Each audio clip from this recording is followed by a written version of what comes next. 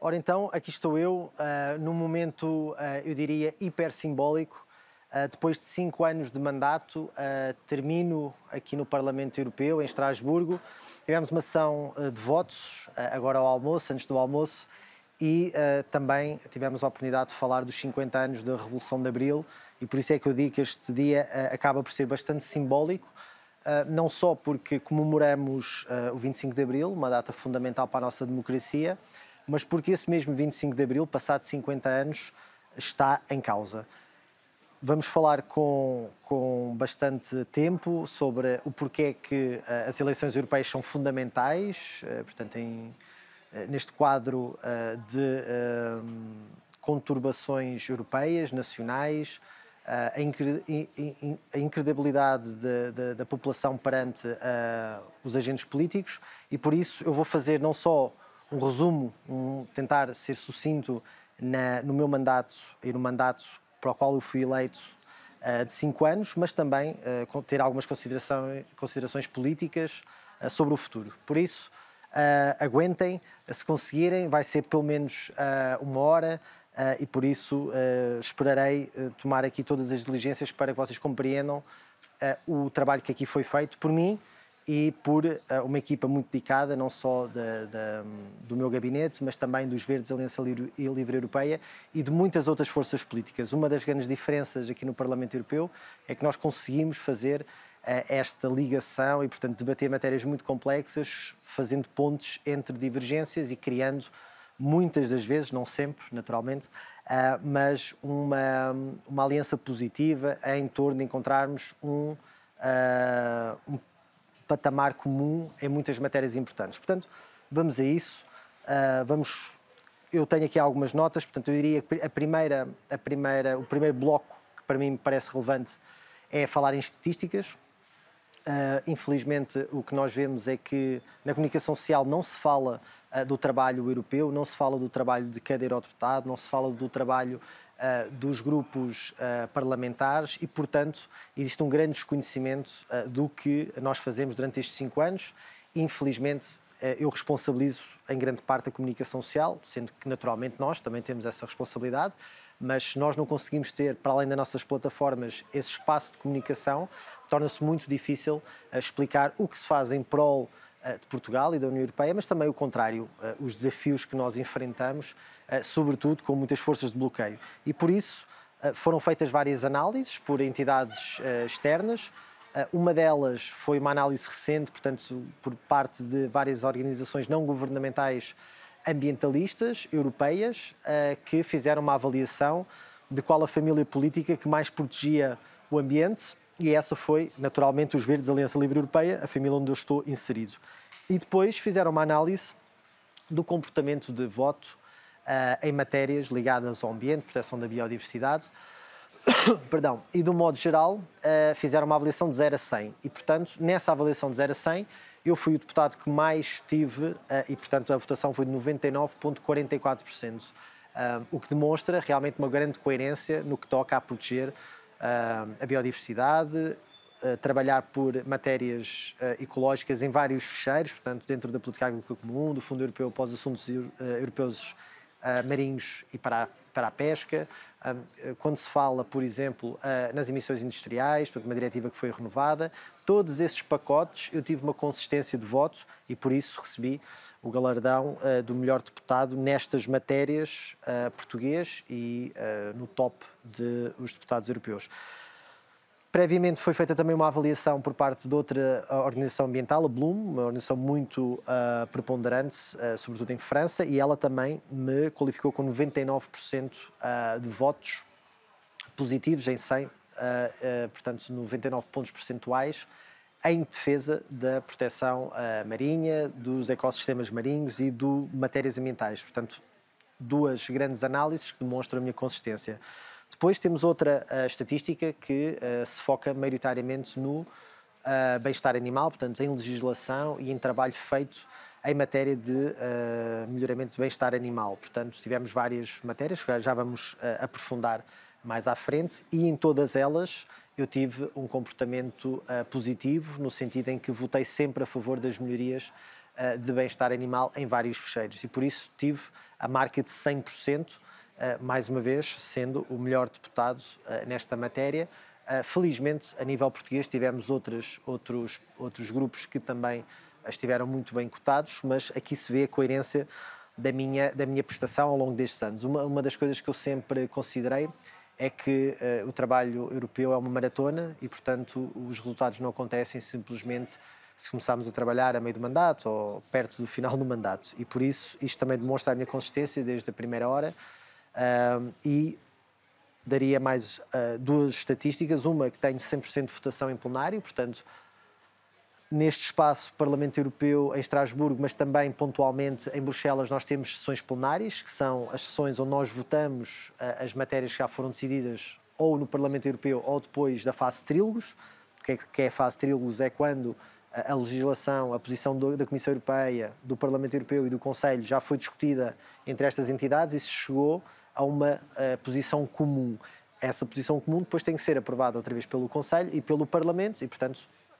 equivale também aqui mais um processo de votações. E, portanto, nessas votações todas, eu tive 100% de participação. O que é que isto quer dizer? Quer dizer que em todas elas eu estive presente,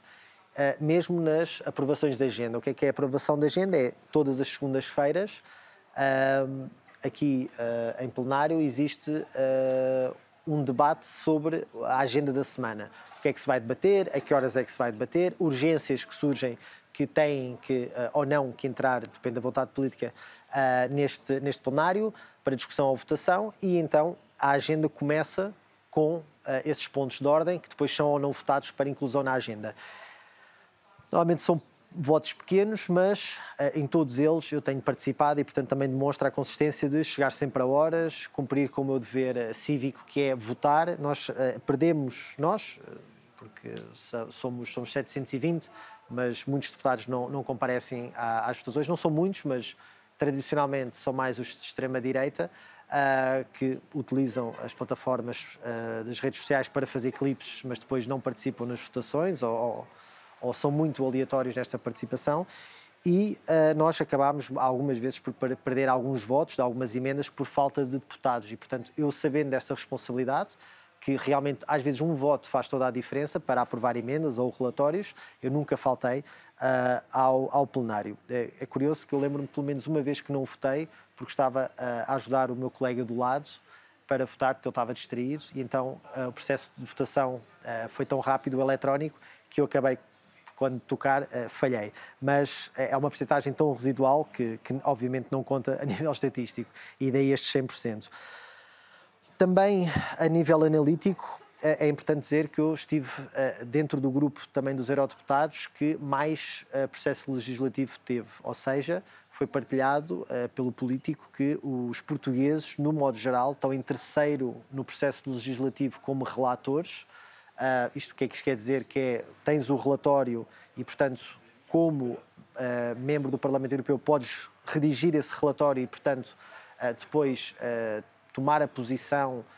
de várias forças políticas e dirigir esse relatório para os interesses que se desejam. E isso tem uma grande responsabilidade. E depois também no que são os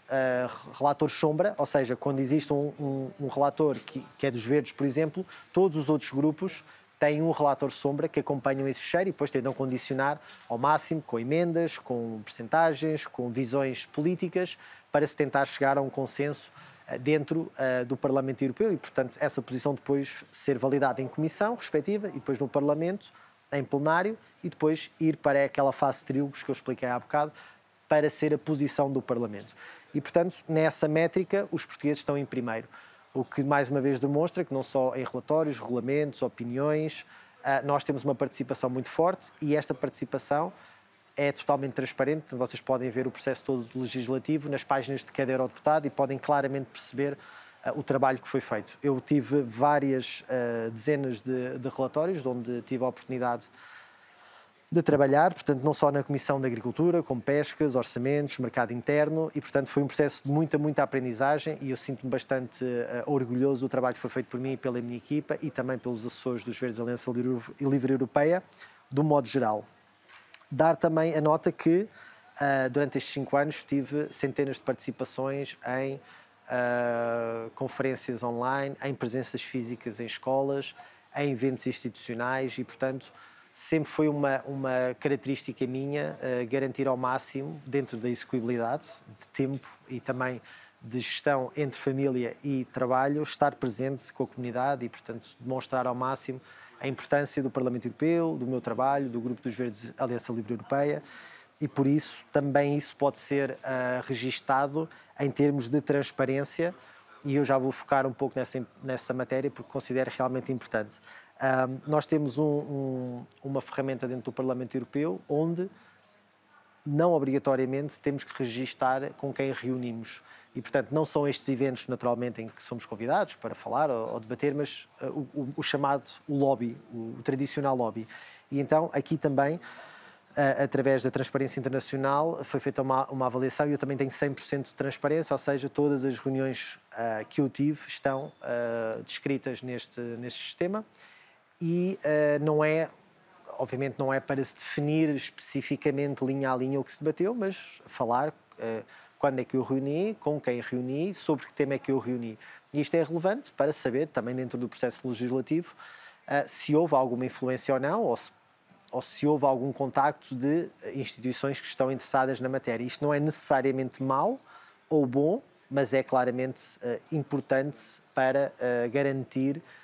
a idoneidade do processo e que realmente, se necessitar verificar algumas destas relações, elas sejam claras. Nem todos os deputados o fazem, por isso, mais uma vez, aqui ligar a parte da transparência às estatísticas, de também ter 100% de transparência e todas as reuniões serem presenciais. Relativamente a esta parte da transparência e da coerência, eu também gostava de notar que os eurodeputados têm a oportunidade de trazer grupos de visitantes ao Parlamento Europeu. Eu, dentro da minha filosofia e considerando que nós começámos com um processo muito difícil de Brexit, depois tivemos e temos ainda um processo de agravamento de alterações climáticas, tivemos a pandemia da Covid, planos de recuperação económica, uma grande crise económica e social que ainda se manifesta no dia-a-dia das pessoas, mais a invasão da Ucrânia por parte da Federação Russa e agora os conflitos no Médio Oriente, com toda esta instabilidade. Estas verbas que servem, que é cerca de 500 euros por pessoa, sensivelmente, servem para, durante o ano, trazer cerca de 120, 130 pessoas ao Parlamento Europeu em grupos. Acho que o máximo que se pode trazer por grupo, aconselha-se a que seja 25 para ter a capacidade de eles poderem visitar e fazerem a visita com calma e com condições. Por questões de coerência, por considerar que não só não é possível minimizar a pegada ecológica viajando de Portugal para aqui, porque considero que estes recursos podem ser melhor utilizados noutras matérias, considerei e desde o início não gastar esta verba e, portanto, não gastei esta verba, nunca trouxe aqui nenhum grupo de visitantes, tendo poupado cerca de 62 mil euros durante estes 5 anos. Eu creio que isto é relevante porque são opções políticas, ou seja, não estou aqui a pôr em consideração quem faz o inverso, que acha que realmente é importante trazer as pessoas e falar sobre o seu processo também como deputado e a importância das instituições europeias. É por isso que essas verbas são criadas. E elas devem ser utilizadas nesse efeito se fizer sentido. Na minha ótica, considerando o impacto geral e global, eu considerei que não deveria fazê-lo. E, portanto, desde o primeiro momento que não o fiz. Dar também a nota, a nível de coerência e transparência, que nenhum evento que eu fiz durante estes 5 anos teve qualquer produto animal ou foi pago com dinheiro qualquer produto ou bem que tenha algum tipo de produto animal. E por isso aqui também se mantém a coerência, portanto, tudo o que foi caterings, tudo o que foi jantares institucionais, eventos onde várias pessoas estavam e, portanto, também havia a necessidade, como eu falei há bocado, de haver um catering ou de haver algum tipo de bebida ou alimentação, nenhum deles tinha produtos animais. E, portanto, aqui também acho que fui plenamente coerente com a mensagem que partilho e também com o programa para o qual eu fui eleito. E, portanto, não só porque também sou vegan e acho que era incoerente fazê-lo, mas preferi realmente garantir toda esta coerência. No que considero que também é importante, porque infelizmente tenho que viajar de avião e, portanto, existe uma pegada bastante grande associada ao meu trabalho, não é? Durante estes 5 anos, eu fiz várias ações de compensação da pegada ecológica, primeiramente mantendo-me naturalmente vegan, portanto, isto é realmente relevante porque diminui o consumo de recursos. Aliás, há um site muito interessante que é o Our World in Data, que fala exclusivamente desta componente em que um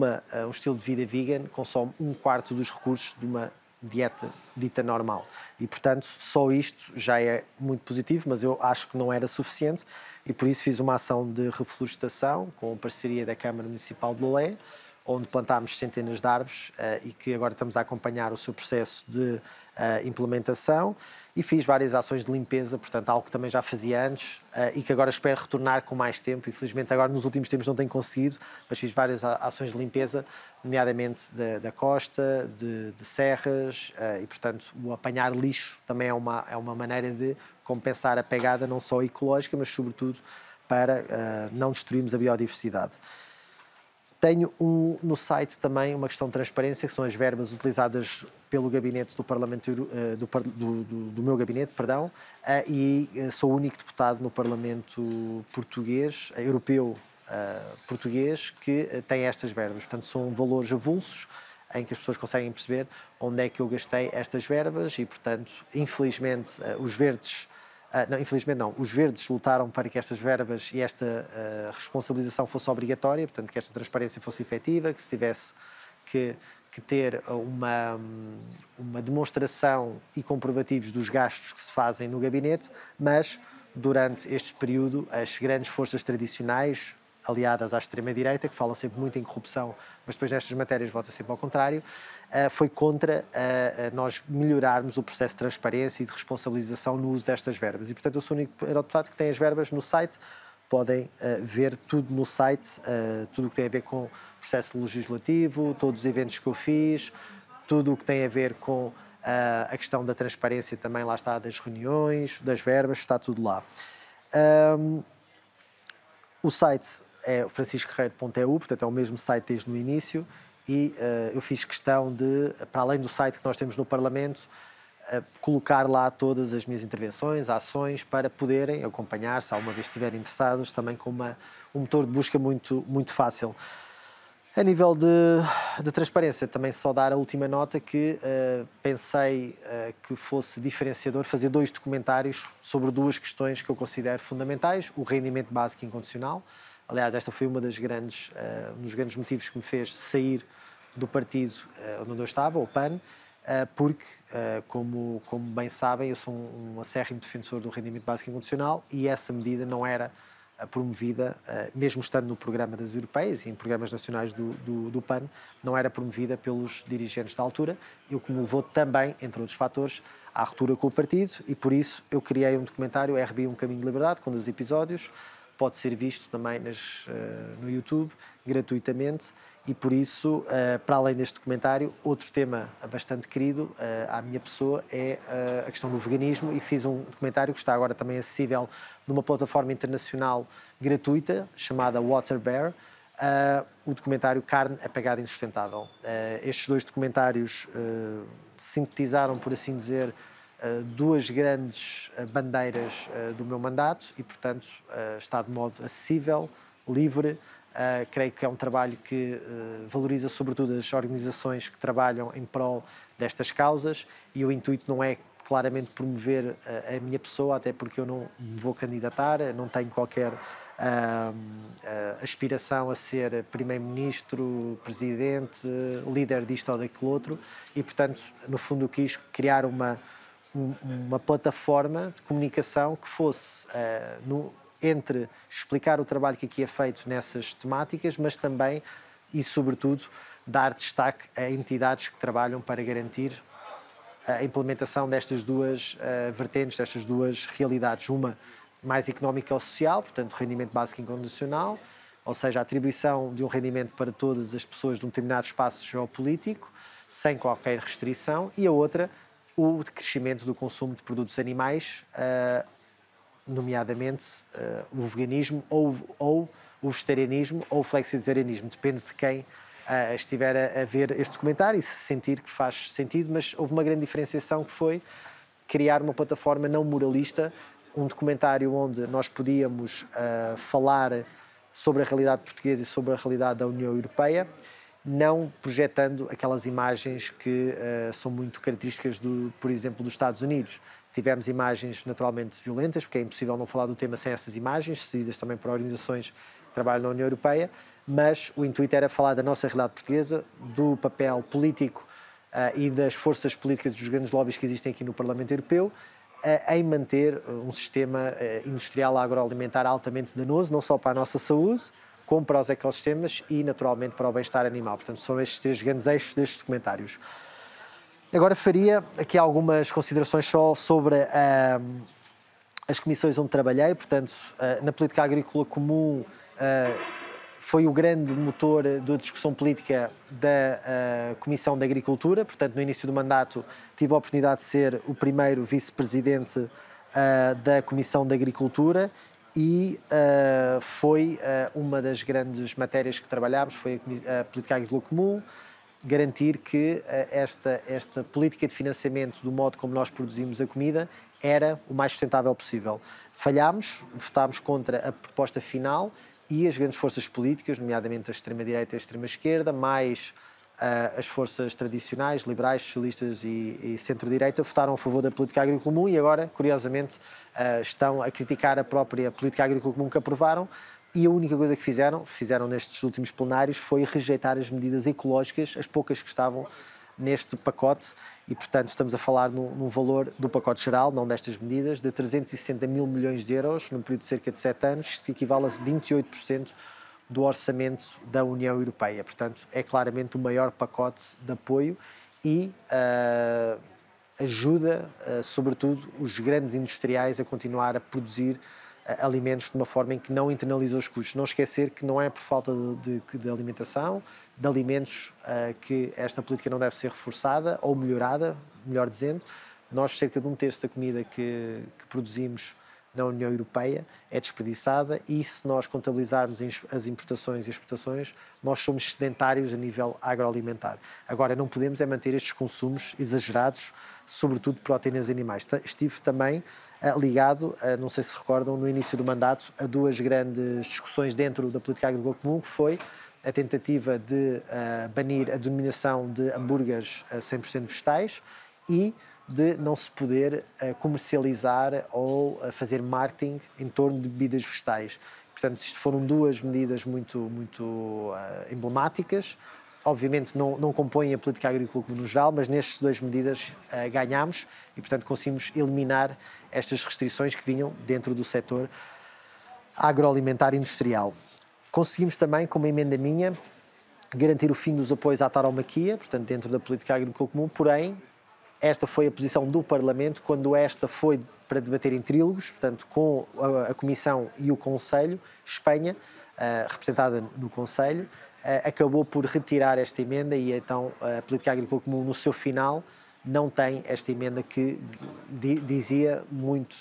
diretamente que não se poderia atribuir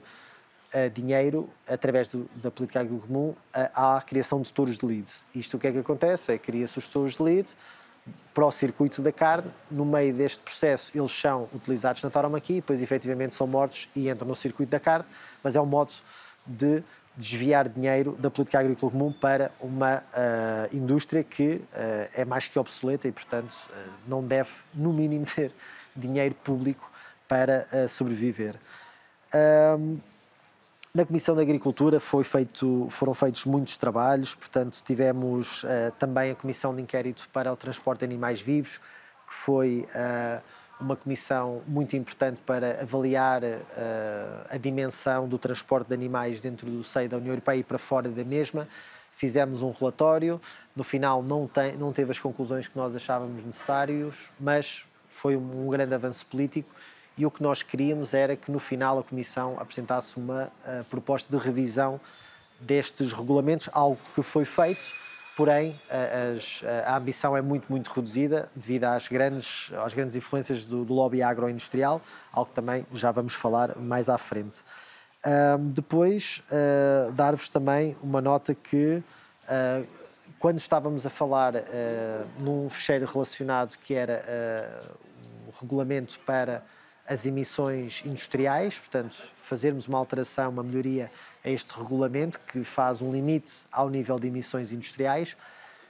o setor agroalimentar foi praticamente excluído na sua maior pegada, que é a bovina, e, portanto, houve uma grande pressão da indústria em não incluir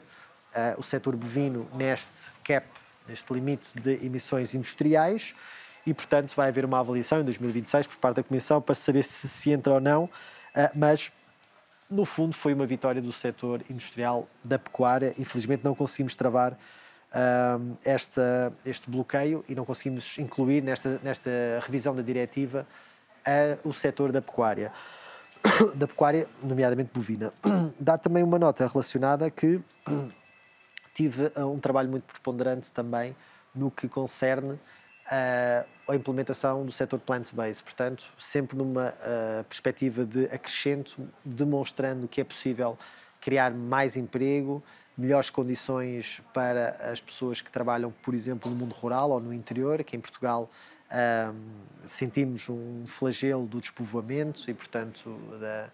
da incapacidade de se projetar estas regiões de um modo diferente. Então o setor plant-based tinha a grande vantagem de trazer pessoas diferentes, modelos económicos diferenciados, valor acrescentado, internalização de custos, e por isso também visitei várias unidades de processamento de produtos vegetais, mas de produção também de produtos primários, e em Portugal, mas também na União Europeia, e então criei sempre esta plataforma de acrescento e não ver o setor plant-based, portanto 100% vegetal, como algo negativo, muito pelo contrário, poderia ser algo positivo. E daí faço a ligação com as pescas, portanto, também no setor das pescas, e não esquecer que a Comissão de Agricultura e a Comissão de Pescas são dois blocos, duas comissões altamente conservadoras, muito difíceis de implementar qualquer tipo de mudança, onde as grandes famílias tradicionais tendencialmente votam da mesma maneira e, portanto, não há grandes diferenças. E também na Comissão de Pescas consegui ter um papel muito importante quando falava de modelos alternativos. Portanto, eu entrei, fiquei logo responsável por um fecheiro por parte dos Verdes do Fundo Europeu para os Assuntos Marinhos e das Pescas e da Aquacultura, portanto, o maior fecheiro dentro das pescas que estava a ser negociado, em cerca de 6 mil milhões de euros, que é fundamental para países costeiros, e uma das nossas dinâmicas era que não se financiasse a pesca intensiva, isto porque eles já têm excedentes económicos e, portanto, são viáveis a nível económico, não precisam de fundos e ajudas europeias, e que houvesse um investimento na proteção da biodiversidade e em atividades que melhorassem os ecossistemas marinhos, nomeadamente no setor plant-based. Por exemplo, nós importamos cerca de 95% das algas para dentro da União Europeia, e poderíamos ter Portugal como um pilar, um catalisador de uma nova indústria dentro deste setor, a criar emprego jovem, a criar emprego dentro da biotecnologia, dentro da construção, trazendo inovação para este setor, mas infelizmente o fundo, no seu geral, manteve-se exatamente da mesma maneira, não financiando em larga escala esta transição. Dentro da Comissão de Pescas estive também, e destaco a presença na Conferência para os Oceanos em Lisboa, da ONU, onde claramente fui o único que abordou a importância de nós transitarmos para modelos de baixo consumo de produtos animais ou nenhum. E, portanto, foi um pouco disruptor quando estava numa sala onde estava o comissário, Sinkevicius, que é o comissário para o ambiente, mas também para os assuntos ligados à pesca, e vários membros da Comissão de Pescas,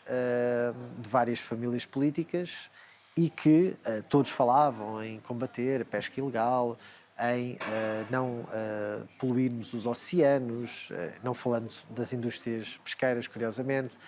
falando no problema dos plásticos, de modo muito geral, e no fundo nunca se falou da grande baleia dentro do oceano, ou do aquário, por assim dizer, porque isto é claramente um tema aprisionado que ninguém quer olhar para, que é o fim do consumo de produtos piscícolas. Portugal é o terceiro país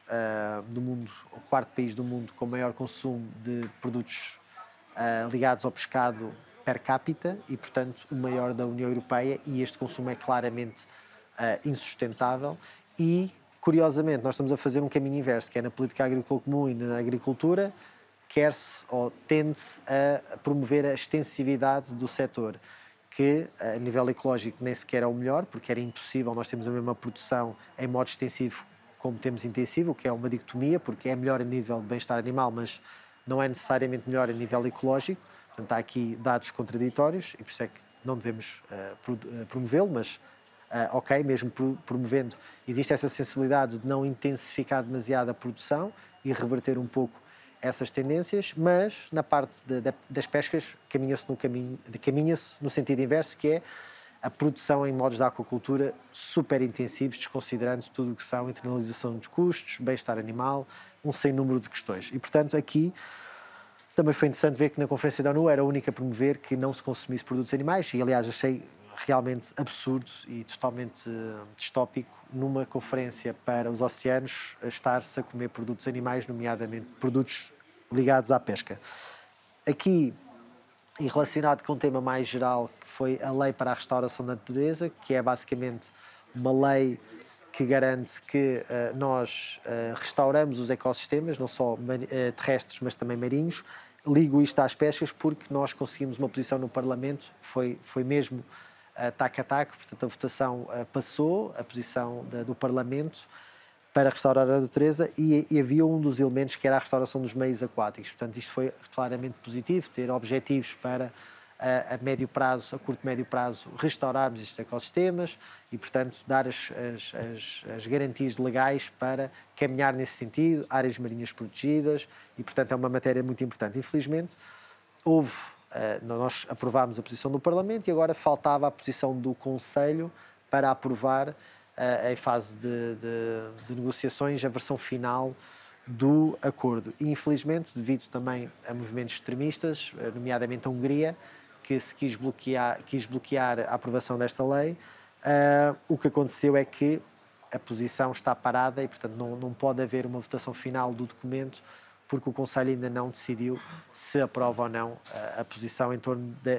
desta legislação, sendo que forças conservadoras querem destruí-la e no próximo mandato, se tudo prever um aumento da extrema-direita, será ainda mais difícil nós aprovarmos uma lei que é essencial para nós mantermos a sobrevivência da espécie humana. Não há outro modo de dizer, ou nós que realmente concebemos que temos que restaurar os nossos ecossistemas, ou então nós vamos ter um colapso ecológico e isto é dramático e não há outro modo de o dizer. Ou nós realmente fazemos esta transição o mais rapidamente possível, ou os custos associados, não só económicos, mas sociais, mas também de existenciais, serão muito, muito elevados. Por isso, foi bastante positivo também o meu trabalho na Comissão de Pescas, sabendo que é uma comissão muito conservadora e tive muitas dificuldades em remar contra a maré, mas tive, junto dos meus companheiros, um trabalho muito profícuo e, portanto, foi muito interessante, muitas vezes remando-se contra a maré, a estar nesta comissão e agradeço profundamente também o trabalho dos meus colegas e, sobretudo, dos verdes, claramente foram os mais progressistas dentro desta comissão. Dava também agora um destaque à Comissão de Orçamentos. Normalmente é uma comissão mais chata, muito técnica, mas que decide, no fundo, para onde é que vai o dinheiro dos projetos europeus, como é que a arquitetura financeira se constrói. Portanto, todo o orçamento da União Europeia é construído e moldado nesta comissão. Depois, todos os orçamentos anuais de todos os programas, desde a defesa, o apoio à defesa dos Estados-membros, a projetos de recuperação da natureza, ao programa Erasmus, a programas de ajuda à implementação de linhas ferroviárias, apoios à coesão, vem todo desta divisão anual. E, portanto, eu estive envolvido em todos estes orçamentos anuais da União Europeia, não só na parte do Parlamento, onde nós decidimos o que é que o Parlamento gasta. A nível de salários, são os salários fixos, portanto é o chamado a verba fixa que não é aumentada porque não há postos novos, portanto é uma verba fixa. E depois temos as verbas que podem ser alteradas, nomeadamente mais equipamentos, menos equipamentos, mais dinheiro para a segurança. Se investimos em parlamentários, por exemplo, que são extensões do Parlamento nos Estados-membros, e portanto estas verbas podem ser alteradas. E depois temos o Orçamento Geral, que é o orçamento da União Europeia, onde está incluído o orçamento da Comissão, do Conselho, mas também aqui do Parlamento. Isso são temas paralelos, mas depois estão interligados no final. E tem este bolo geral, onde, como eu falei, tem vários programas, onde nós decidimos para onde é que queremos alocar dinheiro. Dizer que estive sempre e consegui bastante aumentos significativos todos os anos em programas, por exemplo, como a LIFE, que são para a recuperação da natureza, em projetos como o Connecting Europe Facility, nos transportes, mas também na energia, ou seja, para garantirmos que nos transportes coletivos, mas também na transmissão energética, nós temos apoio da União Europeia para os Estados-membros, também no apoio, por exemplo, à ajuda externa para regiões que têm altos problemas de instabilidade, nomeadamente no Médio Oriente, conseguimos sempre acrescentar verbas para ajudar estas regiões, nomeadamente, e aqui falo claramente da UNRWA e da Palestina, e esta área do Médio Oriente e também da Ucrânia, que foram fundamentais, mas depois também há algumas agências que são importantes para o papel da União Europeia, nomeadamente o European Prosecutor Office, que é o Procurador Europeu, que no fundo tem a responsabilidade de investigar a utilização destes fundos europeus, e agora a EPPO teve ou está a decorrer uma investigação sobre a Itália relativamente à má gestão dos fundos europeus dos planos de recuperação, portanto os PRRs que nós acabámos por aprovar depois do período pandémico. E conseguimos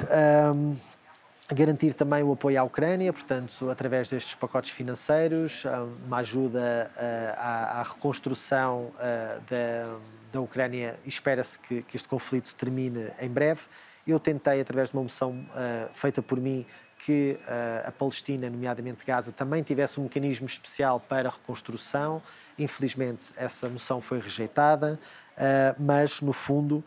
é um trabalho bastante técnico, muito moroso, não muito visível, mas que foi fundamental, e eu obriguei-me a entrar nesta comissão mesmo para perceber os mecanismos de funcionamento da União Europeia e direcionar o dinheiro para elementos que eu creio que são fundamentais, que são de transição económica. E por isso, aqui também dar um grande bem-aja e um agradecimento profundo às pessoas que trabalharam comigo, na minha equipa, e dentro dos Verdes, Aliança Livre Europeia, para garantir que este trabalho, muitas vezes técnico e de literalmente centenas de horas a negociar pacotes muito, muito difíceis e muito rigorosos, fosse levado a bom porto. Eu estive também na Comissão de Mercado Interno, portanto apenas entrei no meio do mandato porque se abriu uma vaga e eu achei interessante dentro do mercado interno, porque também tem a componente de proteção do consumidor, trabalhar ou tentar trabalhar em matérias ligadas à rotulagem dos alimentos, à melhor garantia da acessibilidade de informação dos produtos alimentares também, considerando esta comissão. E, portanto, dentro deste trabalho foram feitas algumas ações complementares, sendo que o grande trabalho que fiz dentro desta comissão foi, sobretudo, dentro de uma matéria que é a inteligência artificial. Portanto, a União Europeia foi o primeiro bloco geopolítico mundial que regulou a inteligência artificial, com vários tipos de segmentação. Portanto, a inteligência artificial que realmente é danosa para a sociedade, por exemplo, as deepfake, e, portanto, essas são proibidas. Mas depois existe a inteligência artificial mais tradicional, que nos ajuda em processos de legendagem e, portanto, a aprendizagem e categorização de informação, e essa aí não tem grande impacto, ou tem impacto, mas não tem grande impacto nocivo se for deixada apenas aos sistemas de mercado com algum tipo de regulação, mas limitada. E, portanto, nós fomos o primeiro bloco geopolítico. Eu tive a oportunidade de ir ao Japão ver e falar com várias empresas e com o governo japonês para tentarmos condicionar, de um modo, sem qualquer paternalismo, mas de um modo positivo, a importância de regularmos a inteligência artificial para que ela não nos regule a nós, por assim dizer. E, portanto, foi uma das grandes ações que eu tive dentro desta comissão e, infelizmente, não tivemos a possibilidade de trabalhar sobre uma das propostas da comissão, que tinha sido a da Sustainable Food Systems, que era a criação de uma regulamentação de todo o sistema agroalimentar para o tornar sustentável. Ou seja, as pessoas saberem, a nível de rotulagem, que existia uma rotulagem concreta, por exemplo, que impactasse logo nutricionalmente, que as pessoas soubessem o que é. Nós temos o Nutri-Score, mas ele não é obrigatório e é usado em vários países, outros não. Não é obrigatório em todos os produtos. Tudo que tivesse a ver também com, por exemplo, o acesso a informação ou a bens alimentares nos supermercados, que nós temos aquelas alas que são de consumo de produtos que não são propriamente bons, os doces, os açúcares, os salgados, e portanto tudo isso faria parte desta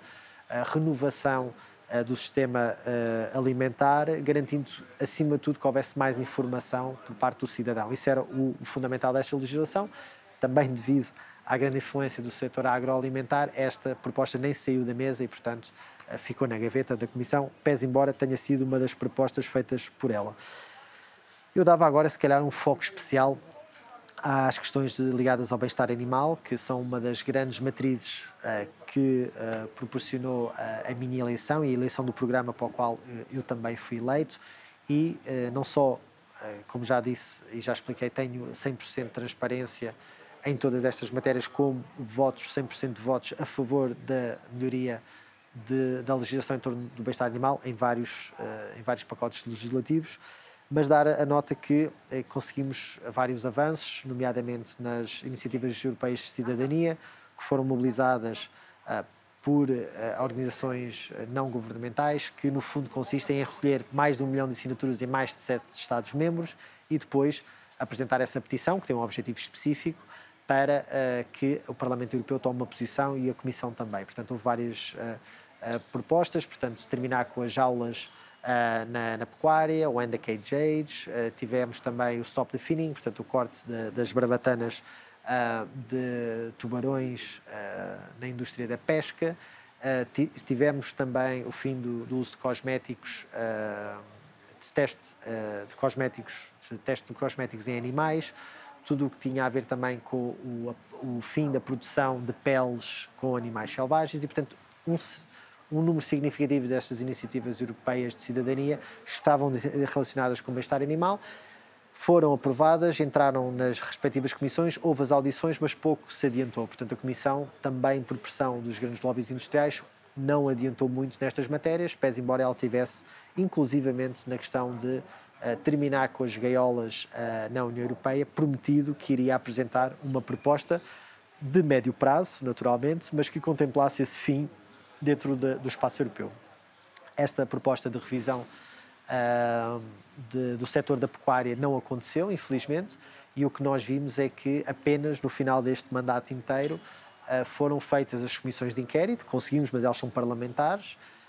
e depois desembocou numa proposta muito fraca agora no final da Comissão Europeia para rever esta legislação europeia em que se quer uma harmonização e, portanto, garantir que reduz o número de horas de viagem destes animais, a melhoria das suas condições, tudo o que envolve a formação das pessoas, das entidades policiais, nomeadamente também nacionais, que regulam este transporte, que se garante que não existem tempos excessivos de transporte, que dentro desses transportes se consegue ter as condições necessárias, que se reduza ou elimine o transporte marítimo para países do Médio Oriente e por isso, ou por fora da União Europeia, infelizmente, maioritariamente eles vão para o Médio Oriente e, portanto, no fundo, foi uma proposta muito fraca da Comissão Europeia. Houve outra proposta também que se foca nos animais de companhia, mas também, lá está, é uma matéria que não gera grandes celeumas e, portanto, foi mais apresentada pela Comissão para mandar areia para os olhos do que propriamente para fazer reestruturação em tudo o que tem a ver com as matérias de produção, que é o grande problema no sistema agroalimentar é a produção de animais de pecuária e, portanto, tudo o que envolve a exploração destes animais. Dar-vos a nota que um dos momentos mais tristes que eu tive foi na Dinamarca, quando dentro desta comissão de inquérito para o transporte de animais vivos, nós fomos supostamente ver o melhor exemplo de transporte de animais vivos. E o que eu vi foi um dos cenários mais tristes em que todos os deputados que lá estavam acharam normalíssimo ver as vacas com os seus bezerros ao lado presos, claramente a chamarem um pelo outro e com a incapacidade física, porque eles estavam separados, não era? De se aproximar. E o mais distópico foi que eles tinham uma máquina para alimentar os bezerros, que era assim um cilindro quente, em que misturavam leite mais água e davam de biberon aos bezerros, e as mães estavam exatamente ali ao lado. Portanto, foi algo completamente distópico e que foi um dos momentos mais tristes em que eu vi que realmente há uma total desconexão emocional destas pessoas para com estes animais que são altamente sensíveis. E, portanto, este foi claramente um dos momentos mais difíceis do meu mandato. E, portanto, se vocês repararem, e se alguma vez vier a pública a fotografia que eu tirei, eu sou o único com um semblante pesado, todos os outros estavam com um sorriso. Na área de bem-estar animal também, a dar aqui a nota que eu fui dos poucos que lutou por o bem-estar animal, ou garantir de algum tipo de bem-estar animal no abate de espécies aquáticas. Portanto, temos um setor da aquacultura a expandir-se e não existem garantias, nem existem diretivas que obriguem a que exista algum tipo de bem-estar animal neste setor quando abatem estes seres. E por isso trabalhámos nessa matéria. Infelizmente houve grandes resistências, tivemos vários pedidos e relatórios da EFSA, portanto a entidade que cientificamente analisa a possibilidade ou não de ter estas melhorias técnicas e, portanto, claramente há essa necessidade de harmonizar a legislação e aprovar a legislação para melhorar o bem-estar destes animais. Não aconteceu, infelizmente. Já chegando agora aqui ao final desta dinâmica, eu dava-vos também só uma perspectiva de que o meu grupo, que apenas compõe 10% do Parlamento Europeu, portanto somos 72 eurodeputados em 720, teve um grande papel na aprovação do Pacto Ecológico Europeu, na declaração de emergência climática, no apoio e na aprovação de leis como a restauração da restauração da natureza e foi bastante combativo para tentar alterar e mudar matérias essenciais que também estão diretamente ligadas com a economia e com o ambiente, nomeadamente a política agrícola comum e o Fundo Europeu para os Assuntos Marinhos e das Pescas e da Aquacultura. Infelizmente nestes dois últimos não conseguimos porque houve uma grande força conservadora e, portanto, tivemos muitas dificuldades. Existem um sem número de outros processos legislativos, mas no fundo o que eu vos queria partilhar é que fomos um grupo muito coerente, que tentou sempre implementar esta transição com base em pressupostos sociais, económicos, internalizando os custos e não cedendo aos populismos de extrema-direita. Contexto geopolítico, nós entramos em 2019 com o populismo da extrema-direita que levou ao Brexit e, portanto, tivemos vários companheiros nossos que saíram e, infelizmente, nós vemos hoje em dia o Reino Unido entregue ao populismo, a matérias circunstanciais e a uma recessão, não aproveitando o espaço europeu e, portanto, tivemos muitos problemas em negociar vários fecheiros devido a esta saída que se gerou, acima de tudo, por falsos pressupostos e mensagens populistas. No meio disto tudo, tivemos uma grande força em pressionar as outras forças políticas em declarar emergência climática, em aprovar o Pacto Ecológico Europeu, mas agora, no final do mandato, devido à crise pandémica, devido às crises sociais e económicas que estão inerentemente ligadas às crises e às alterações climáticas, à invasão da Ucrânia, às instabilidades um pouco por todo o mundo, vemos este conservadorismo a tomar forma e, portanto, como se a solução para resolver os problemas que emergiram deste modelo económico fosse reforçar o próprio modelo económico. Portanto, totalmente absurdo. E conseguimos, de algum modo, mostrar que é possível fazer diferente e fomos muito coerentes nas nossas votações. Fizemos uma grande conferência que se focava no pós-crescimento e conseguimos agregar um pensamento económico e social que falava em modelos de desenvolvimento que não estivessem diretamente ligados com o extrativismo, com a exploração irresponsável dos nossos recursos e, portanto, foi um dos grandes eventos também que nós, Verdes, tivemos e, portanto, que muito me orgulho. Dar só aqui a nota que acabei também por fazer um trabalho muito interessante no que toca aos fenómenos anómalos não identificados, os convencionais OVNIs, que agora o tópico mudou, a designação mudou, porque era incoerente e não era claramente bem definida por OVNI, e então, chamados agora os UAPs, no seguimento das audições que tinham sido feitas no Congresso dos Estados Unidos por ambas forças políticas, republicanos e democratas, eu tomei a iniciativa de também fazer perguntas à Comissão relativamente a essa matéria, falar abertamente sobre o tema, de modo científico, portanto, sem aquele ruído que normalmente impera quando se fala destas matérias. E o que eu analisei é que existem efetivamente muitos profissionais, nomeadamente dentro da aviação civil, que viram fenómenos que não conseguem explicar. Isto não quer dizer que nós claramente digamos que é um fenómeno humano natural ou outra coisa, mas que claramente não conseguiram explicar através das suas largas horas de experiência profissional, e então criam um sistema para reporte destas matérias, destes eventos, e que depois tivessem o devido seguimento. Nós sabemos que existe uma regulamentação dentro da aviação civil que permite o reporte deste tipo de eventos, mas sobre uma perspectiva de segurança. E muito do que acontece não envolve diretamente a segurança da nave, do avião, e da segurança dos que estão dentro deste avião e desta aeronave. E, portanto, não existe essa ligação. Sabemos também que não existe o apoio a estes profissionais para falar abertamente destes temas e que existe um grande estigma associado. E, portanto, eu fui o único deputado que falou sobre esta matéria de modo muito científico. Fiz um evento também aqui no Parlamento Europeu que pode ser visto no YouTube, que tem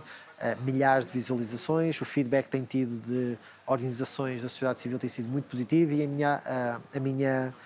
postura sempre foi muito crítica, muito sóbria e, portanto, olhar para isto de um modo científico para nós criarmos um sistema de reporte na União Europeia uniformizado para que se possa depois, com equipas científicas, académicas, de vários ângulos e setores, estudar o que é que efetivamente foi avistado e perceber se efetivamente são fenómenos humanos, dentro de alguma tecnologia humana que ainda não está disponível, fenómenos naturais ou outra coisa. E, portanto, se nós não tivermos a abertura para debater esta matéria de modo científico, sério, nunca conseguiremos passar por trás destes bloqueios que levam a muitos destes profissionais, que são pessoas que têm milhares de horas, por exemplo, de voo, a não conseguirem sentir-se seguros e não se sentirem que são representados na sociedade. E, portanto, o pior que se pode fazer é esconder tópicos e não falar deles abertamente. Dentro da pandemia também diria que, dar uma nota muito rápida, que podíamos ter tido a oportunidade depois de trabalhar com um misto de ferramentas tecnológicas que não nos permitissem, que nos permitissem não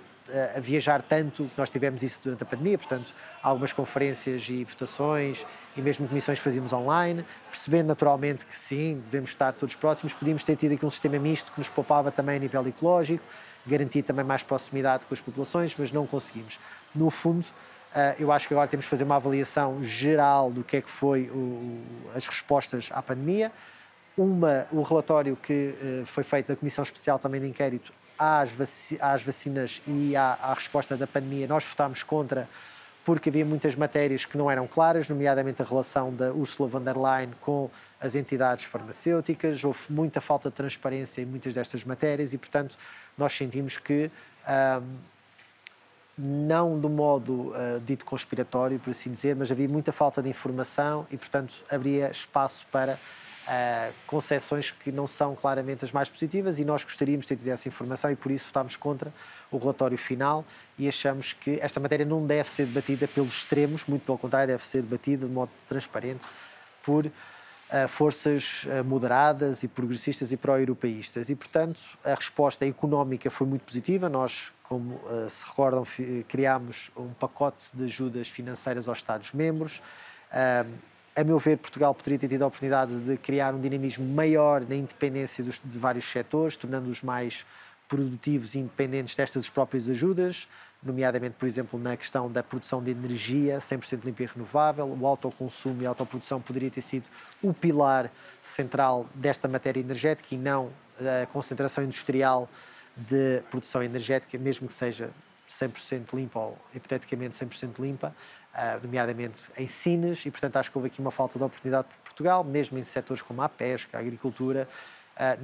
Não vislumbrei que este PRR fosse o melhor possível para o nosso país. Não obstante, vou fechar com um agradecimento profundo destes 5 anos de trabalho, todas as pessoas que estiveram envolvidas comigo. O que eu vos posso dizer é que sempre fui muito fiel aos meus princípios, tenho muito respeito por quem discorda das minhas posições, mas comigo trabalha ou trabalhou para construir uma Europa mais unida, mais próspera, e deixar-vos a nota que é claramente vergonhoso o trabalho que é feito aqui, nomeadamente pela extrema-direita, que tem feito tudo para destruir este projeto europeu, que é imperfeito por natureza, mas que leva a um debate sobre onde é que nós queremos chegar como cidadãos e cidadãs europeias, onde é que nós queremos e como é que nós queremos descarbonizar a nossa economia, como é que nós garantimos o combate real à corrupção e a fenómenos muito difíceis como a evasão e a elisão fiscal, como é que nós garantimos uma maior transparência das instituições democráticas, como é que nós conseguimos ter um impacto positivo em outros blocos geopolíticos, também através de acordos internacionais. E, portanto, a extrema-direita, desde o início e em todos os seus papéis representativos aqui no Parlamento Europeu, até porque eles trabalham muito pouco, raramente comparecem a comissões, raramente aparecem em debates para trabalhar ficheiros, regulamentos, diretivas, e, portanto, o que eles usam é os recursos económicos e financeiros da União Europeia para minar e fazer clipes para as redes sociais. Aliás, são vários eventos degradantes da extrema-direita a usar o plenário para se autopromoverem de modo completamente distorcido dentro das instituições europeias, e, portanto, dizer-vos que o voto nas próximas eleições europeias é fundamental, independentemente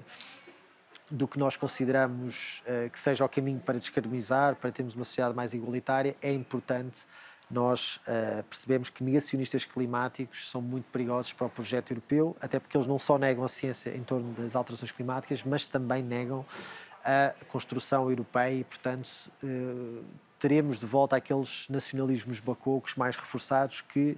já nos mostrou a história que desembocam sempre em guerra, em destruição e na não construção realmente de uma sociedade mais pacífica. Termino, tenho 3 minutos ainda para agradecer, lá está, a todas as pessoas que estiveram envolvidas comigo, não só a nível parlamentar, todas as instituições. Nós temos muitos bons diplomatas que não têm, se calhar, o reconhecimento público que deveriam ter, pessoas ligadas às instituições que representam Portugal nas instituições europeias, não só no nosso país, mas também aqui. Os jornalistas, poucos, que se foram preocupando com a reportar as questões europeias, todas as pessoas da minha equipa que passaram pela minha equipa e que me ajudaram também a conceber estes resultados que eu considero muito positivos, a todas as pessoas nos Verdes Alianças Livre Europeia, que tivemos debates muito difíceis, mas que no fundo conseguimos sempre encontrar o espaço para irmamente termos todas as nossas sensibilidades correspondidas. Também considerar que eu sou em 72, logo nunca tive grandes restrições em ter a capacidade de trabalhar mais e fecheiros muito importantes e espaço para comunicar. Sempre foi uma dinâmica muito positiva, mesmo eu sendo a delegação de uma pessoa só, e, portanto, nunca tive restrições, muito pelo contrário, sempre me abriram a porta, sempre respeitaram muito o meu trabalho, e, portanto, também agradecer ao secretariado da Aliança Livre Europeia, Verdes Aliança Livre Europeia, e, no fundo, também dar aqui um especial agradecimento a todas as pessoas que estiveram a trabalhar em comissões, no intergrupo pelo bem-estar animal, nos restantes intergrupos, que trabalharam várias matérias, por exemplo, ligadas à proteção da comunidade LGBTI e uma série de outros intergrupos muito positivos que fazem a ponte entre as várias famílias políticas para trabalharmos em causas comuns. Não posso e quero terminar com um grande abraço à minha família. Estes foram anos muito exigentes. Eu lembro-me de ter sido eleito e estava a mudar a fralda da minha filha mais nova, a Emma, e, portanto, com isto passaram 5 anos. A minha filha mais velha, aliás, já está quase a ir para a faculdade. A Emma já está crescida. Dar um grande abraço e um agradecimento muito sincero à minha mulher, que me ajudou nesta dinâmica muito difícil de estar sempre a viajar, de responsabilidade cívica, de ter também os pés muito bem assentos na terra,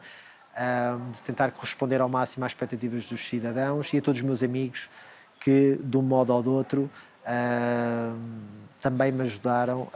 a cumprir com este serviço público, com esta premissa de tentar ao máximo corresponder ao programa para o qual eu fui eleito, e, portanto, de um modo geral, a todas as pessoas também que me apoiaram durante estes períodos bastante conturbados, contem comigo para os próximos anos. Dar-vos a nota que não terei qualquer participação político-partidária no futuro próximo. Vou regressar à sociedade civil, por assim dizer, e não independente disso, estarei sempre disponível para ajudar qualquer movimento humanista, ecologista, e eu creio que estes 5 anos que tive ajudarão também a sociedade a pensar no futuro que quer implementar. Nós vivemos períodos muito difíceis, muito exigentes. Vai ser preciso muita coragem para conseguirmos transitar para uma sociedade descarbonizada e baseada na não-violência, em que o Estado de Direito é efetivamente um pilar da democracia, e a luta contra os extremismos, nomeadamente contra a extrema-direita e as forças conservadoras e negacionistas climáticas na União Europeia, vai aprofundar-se. E, portanto, nesse sentido, e com todo o meu apoio, contem comigo. Muito obrigado por tudo, e a todos aqueles que conseguiram aguentar comigo esta hora, um profundo agradecimento. E lá está, se quiserem contactar comigo, como sempre o fiz, a nível de comunicação é só falarem comigo nas redes sociais, e um bem-aja a todos vocês, um grande abraço.